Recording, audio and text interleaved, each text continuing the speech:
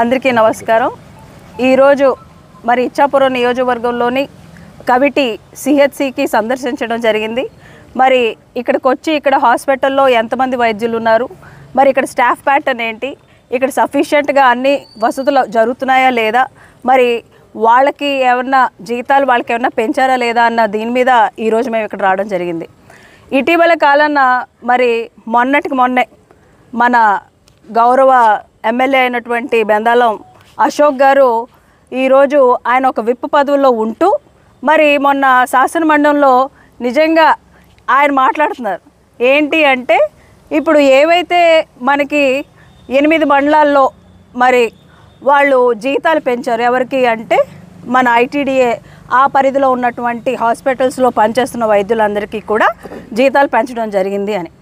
మరి ఈయన విప్గా ఉంటూ ఒక హాస్పిటల్ డెవలప్మెంట్ కమిటీగా చైర్మన్గా ఉంటూ మరి ఆయనకి తెలీదా ఈరోజు పక్కనున్న బారులో పెంచారు, మరి ఆ పక్కనున్నటువంటి పలాసలో పెంచారు, సోంపేటలో పెంచారు, మరి ఇక్కడ కవిటి అన్నది క్రానిక్ కిడ్నీ పేషెంట్స్ ఉన్నారన్న విషయం ఆయనకు తెలీదా? మరి హాస్పిటల్ కమిటీ డెవలప్మెంట్కి చైర్మన్గా ఉంటూ ఎందుకు ఆయన చేర్చలేదు? ఒక సామాన్య ఎమ్మెల్యేగా అక్కడికి వెళ్ళి ప్రశ్నిస్తుంటే నిజంగా చాలా హాస్యాస్పదంగా ఉంది. ఆయన అంటున్నారు ఏమని, ఇవాళ వాళ్ళ గవర్నమెంట్లోనే డయాలసిస్ పేషెంట్స్ కానీ పెన్షన్స్ ఇచ్చారని. నిజంగా అశోక్ గారు మీరు ఒక్కసారి మీ వర్డ్స్ అన్నిటిని కూడా కరెక్ట్ చేసుకోవాలి. ఎందుకంటే జగన్మోహన్ రెడ్డి గారి హయాంలో దీన్ని స్పెషల్ హెల్త్ జోన్గా ఆయన కన్సిడర్ చేసి ఇక్కడ క్రానిక్ కిడ్నీ పేషెంట్స్ ఉన్నారని చెప్పి వాళ్ళందరికీ మెరుగైన వైద్యం ఇస్తూ దీన్ని రూట్ కాజ్ లెవెల్ వాటర్ అని చెప్పి 800 కోట్లతో ఉద్దాన వాటర్ ప్రాజెక్ట్ని వాటర్ సర్ఫేస్ హిరమండలం నుంచి గ్రావిటీ ద్వారా మొత్తం ఇచ్చాపురం మండలంలోని ఎక్కడైతే డయాలసిస్ పేషెంట్స్ ఉన్నారో, క్రానిక్ కిడ్నీ పేషెంట్స్ ఉన్నారో ఆ మండలాలన్నిటికి కూడా ఇవ్వడం జరిగింది, ఇంటింటికి ఇవ్వడం జరిగింది. ఈరోజు ఆయన అలా మాట్లాడటం నిజంగా చాలా హాస్యాస్పదంగా ఉంది. ఇవాళ సంవత్సరంన్నర అయింది కూటమి ప్రభుత్వం వచ్చి ఆయనకి ఓట్లేసి గెలిపిస్తే ఆయన అలా మాట్లాడుతూ ఉంటే ఆయన చిత్తశుద్ధి ఎంత ఉన్నదన్నది ఈరోజు అర్థమవుతుంది ప్రజలందరికీ కూడా. కోవిడ్ టైంలో కూడా జగన్మోహన్ రెడ్డి గారు ఎంతో ప్రతిష్టాత్మకంగా తీసుకొని ఎన్నో వైద్య సేవలు అందిస్తూ అన్నిటినీ కూడా ఆయన చాలా చక్కగా తీసుకొని వెళ్ళారు. మరి కోవిడ్ టైంలో డయాలసిస్ పేషెంట్స్ కోసం మా వంతు స్వయంగా మేము అంబులెన్స్ కూడా నడిపాం. ఈ ప్రజల కోసం సేవ నిరంతరం వైఎస్ఆర్సీపీ పార్టీ అలాగే కుటుంబ సభ్యులైనట్టు మేము కూడా ప్రతినిత్యం ప్రజల్లో ఉంటూ వాళ్ళ అవసరాలన్నీ తీర్చాం. డయాలసిస్ పేషెంట్స్కి 10,000 పెన్షన్ ఇచ్చింది జగన్మోహన్ రెడ్డి గారు. మీ ప్రభుత్వంలో ఏమి ఇచ్చారని ప్రశ్నిస్తున్నాను. మరి క్రియాటిన్ 5% ఉన్న వాళ్ళకి కూడా 5 పాయింట్లు ఉన్న వాళ్ళకి 5,000 ఇచ్చారు.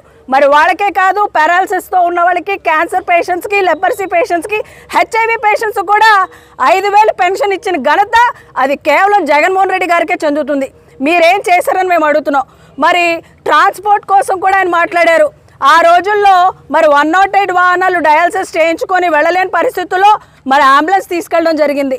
మరి విలేజ్ హెల్త్ సెంటర్స్ అని చెప్పి ప్రతి ఊరికి 104 ప్రతి నెలలో 2 సార్లు వెళ్ళి చేయడం జరిగింది. ప్రతి ఏఎన్ఎంకి వాళ్ళు కిట్స్ ఇచ్చేవారు. ఏంటి అంటే రోజుకి 5 శాంపిల్స్ తీసుకొని నిజంగా వాళ్ళకి క్రియాటిన్ ఎంత ఉంది అని మా హయాంలో మా ప్రభుత్వంలో చేయడం జరిగింది. మీరు అలా మాట్లాడటం తగదని నేను ఇవాళ చెప్పడం జరుగుతుంది. మరి అంతేకాకుండా ఏ విధంగా అయితే గిరిజన ప్రాంతాల్లో మరి హాస్పిటల్స్లో స్పెషలిస్ట్ డాక్టర్స్ అందరికీ కూడా 50%, అలాగే సివిల్ సర్జన్స్ అందరికీ కూడా సివిల్ అసిస్టెంట్ సర్జన్స్కి 30% పెంచారు. మరి మారుమూలైనటువంటి కవిటి గ్రామానికి ఇక్కడ కిడ్నీ పేషెంట్స్ ఎక్కువ ఉన్నారు చెప్పి మరి డాక్టర్స్ కూడా తొందరగా రావడం లేదు.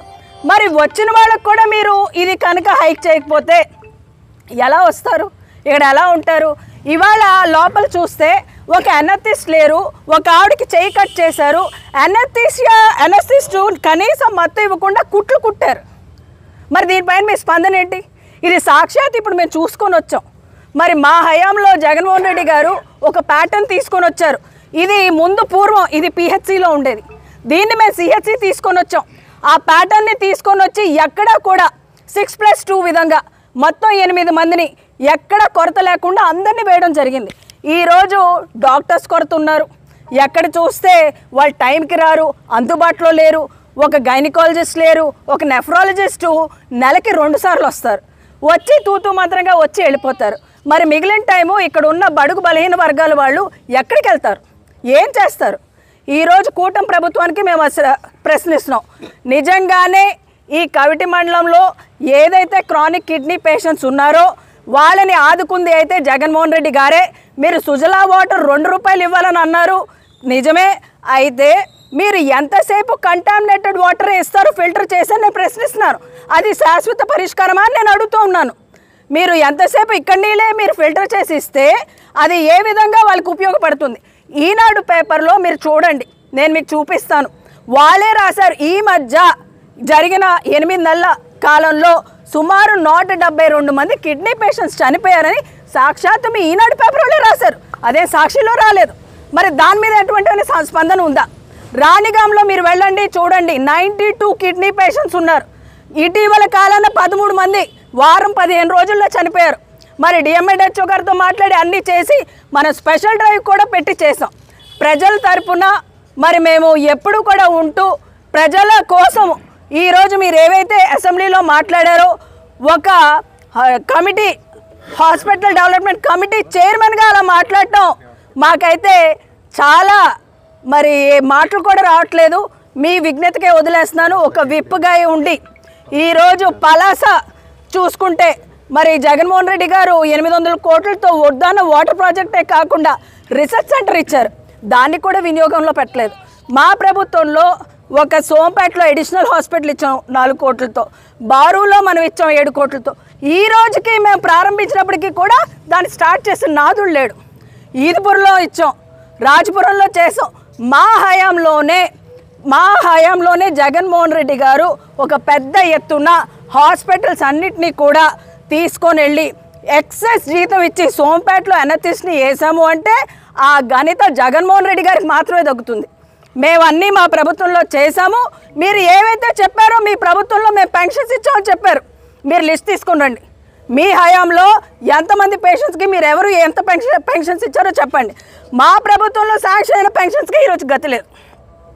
చెప్పాలంటే కూటమి ప్రభుత్వం వచ్చిన తర్వాత ఎంత బాధాకరం అంటే ఈ ఉద్దానం వాటర్ ప్రాజెక్ట్లో మనము ఎంతోమందికి ఉద్యోగాలు ఇస్తూ 800 crores ప్రతి ఇంటికి వాటర్ వెళ్ళే విధంగా చేస్తే అక్కడ ఉన్న ఉద్యోగాలకి మన ఉద్యోగస్తులకి మనం కల్పించిన వాళ్ళందరినీ తీసేశారు.